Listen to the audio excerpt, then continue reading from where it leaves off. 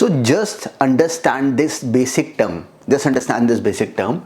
And this is a very common mistake that students actually tend to do. Let's say we are given any term A and any term B, and this entire expression is raised to, let's say, any power m. So then I cannot bring this power m inside this bracket directly. This is completely wrong. We have a complete chapter based upon this logic. That is binomial theorem, which would be ultimately we would be doing this chapter as well. But remember that this is the most common mistake which students do.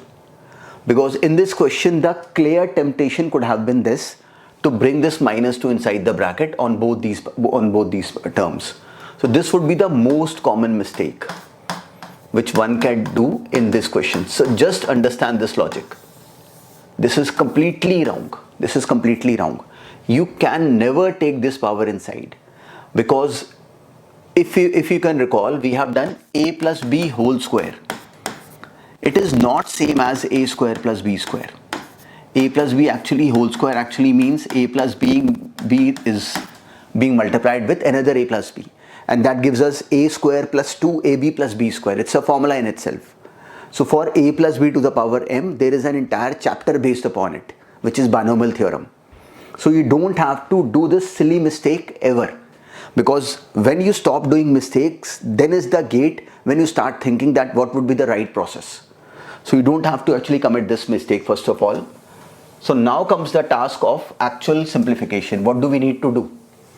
So we are not having any other alternative except to first solve the term inside the bracket.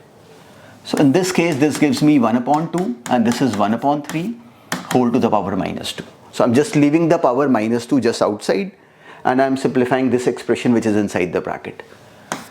So now I can take the LCM. This would be 3 plus 2 to the power -2, which gives me 5 by 6 to the power -2, which means 6 upon 5 to the power 2. I've just taken the reciprocal. It means 5 to the power -2 divided by 6 to the power -2.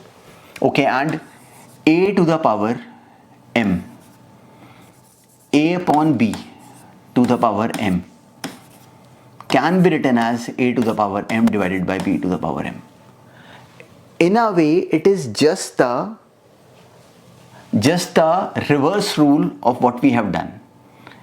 A to the power m multiplied by b to the power m can be written as combination as ab to the power m. So 2 to the power 3 multiplied by 5 to the power 3 is same as 10 to the power 3.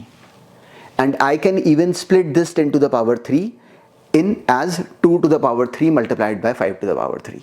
I can use it in this direction or this direction as per the requirement of the question. So this is the sense. This would be my final answer. 5 upon 6 to the power -2, it means I have to take the reciprocal of this expression, which gives me 6 upon 5 to the power 2, which actually means 6 square divided by 5 square. In a way, this is 36 upon 25. This is the final answer. Now solve the next one. So this was the term 3 to the power -1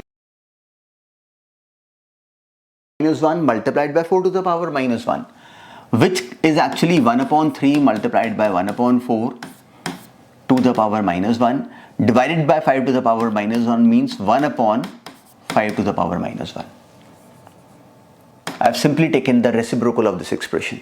So now this is what? This is 1 upon 12 to the power -1 multiplied by 5 to the power -1 in the denominator goes to the numerator as 5 to the power 1, and 1 upon 12 to the power -1 makes it 12 to the power 1 multiplied by 5 to the power 1, which makes it 60.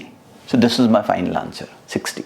So the process is this, that all this knowledge will come to you when you will attempt these questions completely by yourself. So this is the task.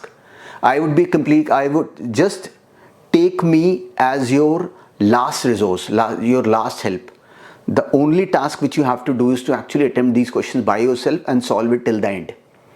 If you are stuck, then you don't have to worry, because ultimately I would be solving those questions for you. But the main task is this, that just try to be very careful and apply this sense completely till the end by yourself. and it is very simple. So now solve the next one. So now this was the term, just another question, nothing special. So 1 upon 3 to the power minus 3 is actually, just remember this thing, 1 upon 3 to the power minus 3. Can you understand that a upon b to the power m is actually equal to a to the power m divided by b to the power m? So it means that this is in a way 1 to the power minus 3, which is what, 1, divided by 3 to the power minus 3. So this story is valid when this m is an integer. When this m is an integer. So this brings me to the simple logic, because in this case the numbers which we are dealing in powers are straightforward integers, at least for this class. So this gives me 1 to the power minus 3, which is 1. 3 to the power minus 3 is actually 3 to the power 3. So there are so many ways to actually look at it. One straightforward way could have been this, that just look at this term. This is 3 to the power minus 1. This term is 3 to the power minus 1. 2 to the power minus 3 makes it 3 to the power 3 only. So this first expression is actually 3 to the power 3, and with the same logic the next term is 2 to the power 3 divided by what? 1 upon 4 to the power minus 3.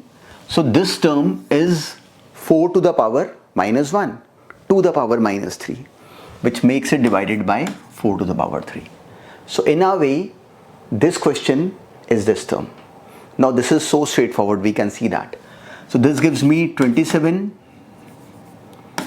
minus 8 divided by 4 cube, which is 64. So 27 minus 8 is 19 divided by 64. This is my final answer. So you just have to understand the basic logic, and then all the questions will just start flowing. They are so simple. So in today's class, now we have understood the basic concept. We'll take this further in the next class, and we'll start dealing with ultimately powers which would be coming with radical signs as well. So just recall the basic formula which we have done in today's class. Take care, all the best, bye.